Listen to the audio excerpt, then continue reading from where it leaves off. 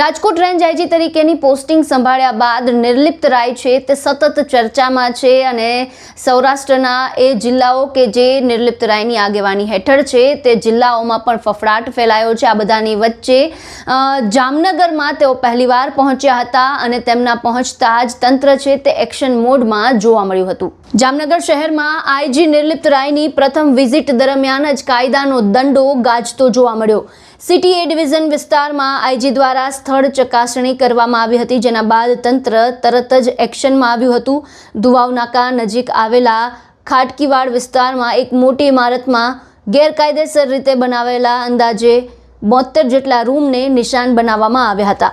તંત્ર દ્વારા બુલડોઝરની કાર્યવાહી શરૂ કરવામાં આવી અને ગેરકાયદેસર બાંધકામ તોડી પાડવામાં આવ્યા હતા। આ કામગીરી દરમિયાન પોલીસનો કડક બંદોબસ્ત ગોઠવવામાં આવ્યો હતો, જેથી કોઈ અનિચ્છનીય ઘટના ન બને। સ્થાનિકોમાં આ કાર્યવાહી ચર્ચાનો વિષય બની તો બીજી તરફ ગેરકાયદેસર પ્રવૃત્તિઓમાં સંકળાયેલા તત્વોમાં ભારે હડકંપ મચી ગયો છે।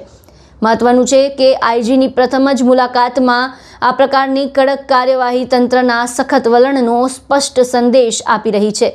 હવે જામનગરમાં ગેરકાયદેસર બાંધકામો સામે આવી જ રીતે કડક પગલાં લેવાશે તેવી શક્યતાઓ વ્યક્ત થઈ રહી છે।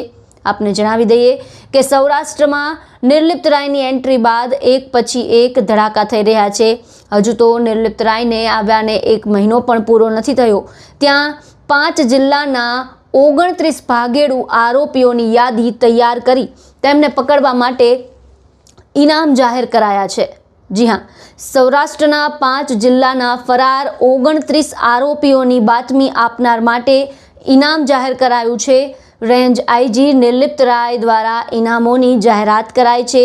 આ તમામ આરોપીઓની માહિતી આપનારને 5,000થી લઈને 20,000નું ઇનામ જાહેર કરાયું છે। જામનગરમાં નિર્લિપ્ત રાયની પ્રથમ મુલાકાતથી એક સંદેશ છે તે સ્પષ્ટ થયો છે કે ગેરકાયદેસર બાંધકામ છે તે નહીં ચલાવી લેવાય।